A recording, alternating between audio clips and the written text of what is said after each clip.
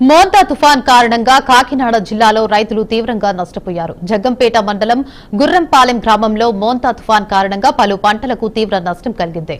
కోత దశలో ఉన్న వరి, చేను, మొక్కజొన్న, మునగ పంటలు నాశనమయ్యాయి. ఉల్లిశెట్టి శ్రీను అనే రైతు తన ఎకరం పొలంలో వేసుకున్న మునగ తోట మునిగిపోయిందని ఆవేదన వ్యక్తం చేస్తున్నారు. ఎకరానికి 40 నుండి 50,000 రూపాయల పెట్టుబడి పెట్టామని, ఈ అకాల వర్షం వల్ల చేతికి అంది వస్తున్న పంట నేలపాలు అయ్యిందని వాపోయారు. ప్రభుత్వం తమలాంటి రైతులను ఆదుకోవాలని వేడుకున్నారు.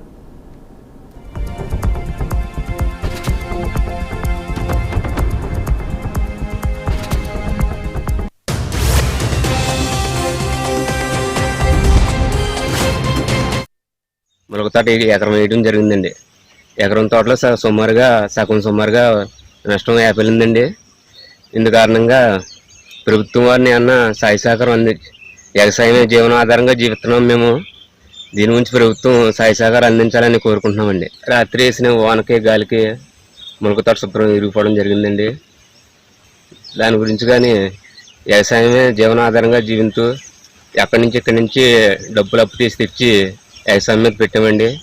ఇది 40 నుంచి 50,000 వరకు ఎకరానికి ఖర్చు పెట్టడం జరిగింది. ఇప్పుడు తీవ్రంగా నష్టపోవడం జరిగిందండి. ఎందుకని మాకు వ్యవసాయమే జీవనాధారంగా మేము జీవిస్తున్నాం. అందుకని ప్రభుత్వం మాకు తక్షణమే సాయ సహకారం అందించాలని కోరుకుంటున్నామండి. మాకు వ్యవసాయమే మాకు మెయిన్ జీవనాధారం అండి.